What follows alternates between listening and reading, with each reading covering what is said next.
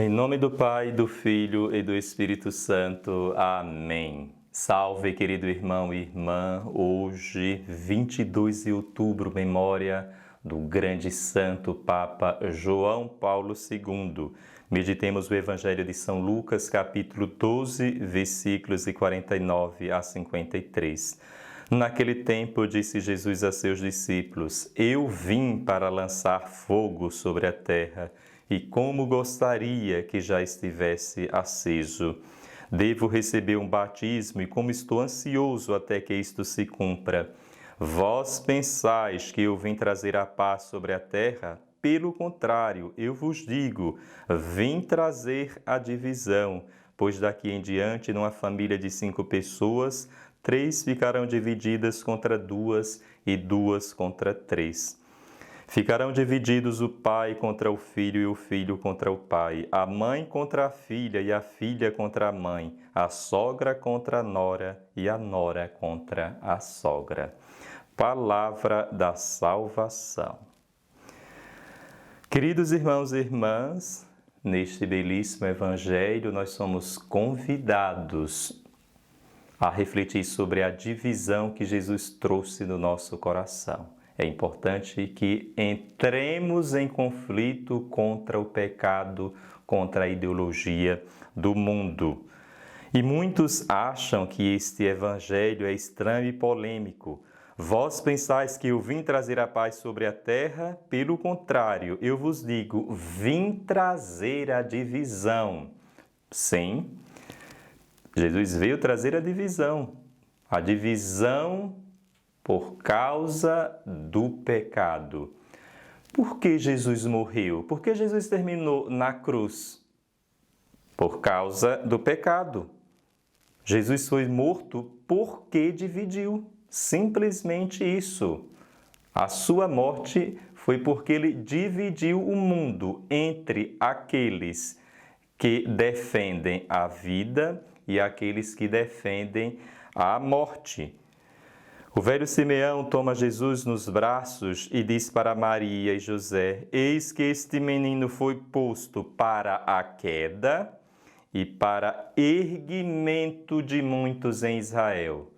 Já é profético. Jesus, com 40 dias, já demonstra para que veio, nas palavras do velho Simeão. Ele vai ser posto para a queda e erguimento de muitos em Israel. Muitos o recusarão, e por isso cairão. Muitos crerão nele, e por isso se levantarão, se salvarão. E é a partir dessa visão que nós vamos entender: eu vim para lançar fogo sobre a terra, e como gostaria que já estivesse aceso. No fogo nós vemos a imagem do Espírito Santo. Em Pentecostes, línguas de fogo pousavam sobre as cabeças dos apóstolos, simbolizando a presença do Espírito Santo. E o que é o fogo? O fogo transforma. O fogo transforma tudo aquilo que toca, inclusive transforma em si mesmo. O fogo purifica, o fogo ilumina, o fogo aquece.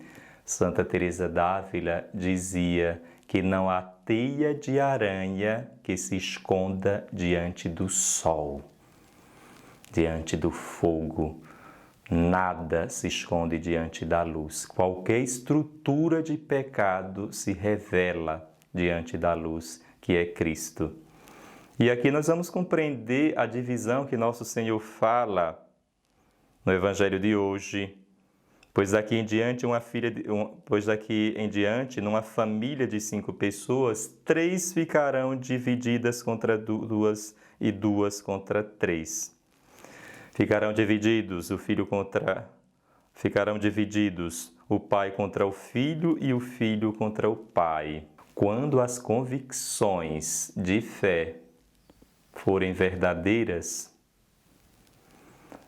entrarão em conflito contra a consanguinidade, ou seja, se um filho não acredita em Cristo e os pais acreditam, pode haver algum conflito. Suponhamos que uma filha queira abortar, essa filha não vive a fé cristã e os pais vivem.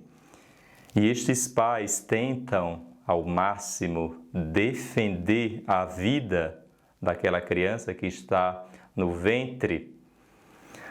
Aquela filha provavelmente discordará. Por isso que a divisão há quando não se aceita a estrutura de pecado. E nós vemos muitos conflitos entre famílias por causa da fé.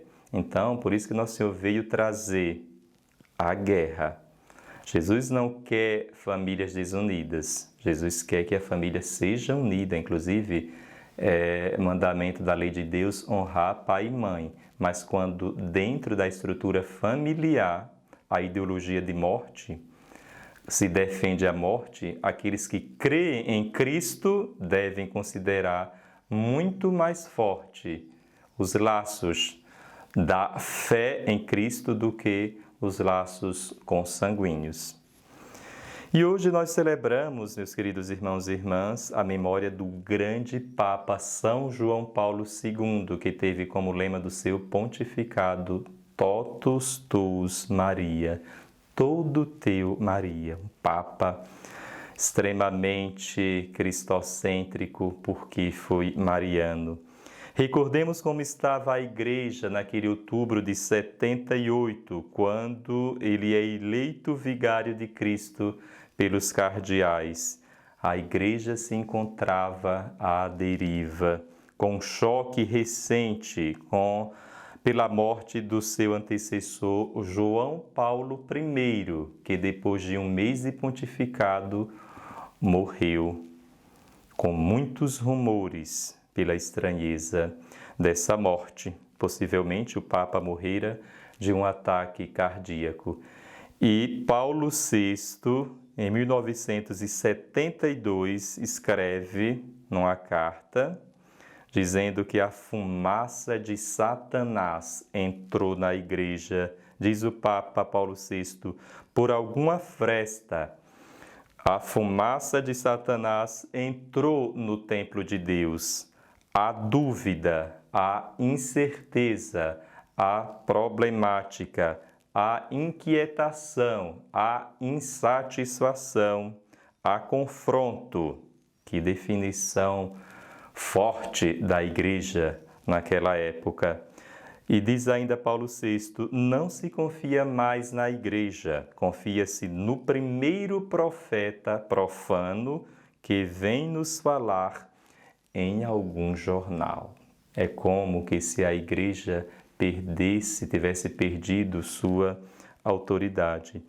E essa frase de Paulo VI define muito bem como estava a igreja naquele tempo, como estava a igreja no início do papado de João Paulo II.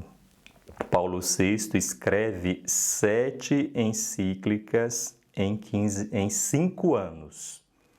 Ele passou 15 anos como Papa, e quando ele escreveu a última encíclica, a famosa Humanae Vitae, na qual ele defende a vida desde o início, do nascimento até a morte, essa encíclica foi escrita em 1968.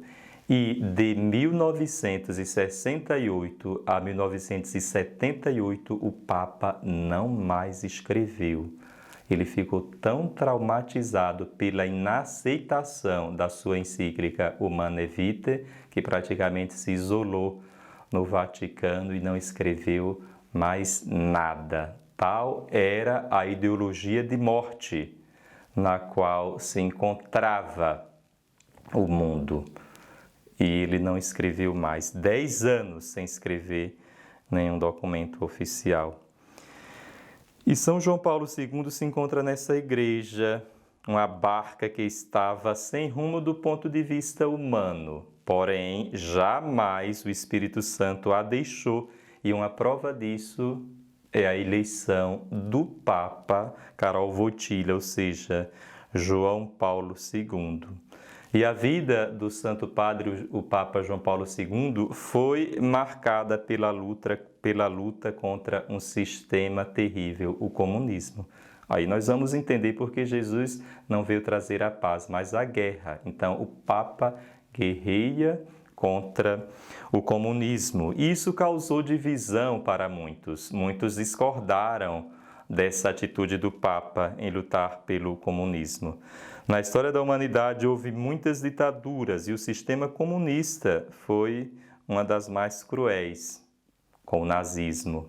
E também é importante que saibamos que o capitalismo também tem suas ideologias de morte.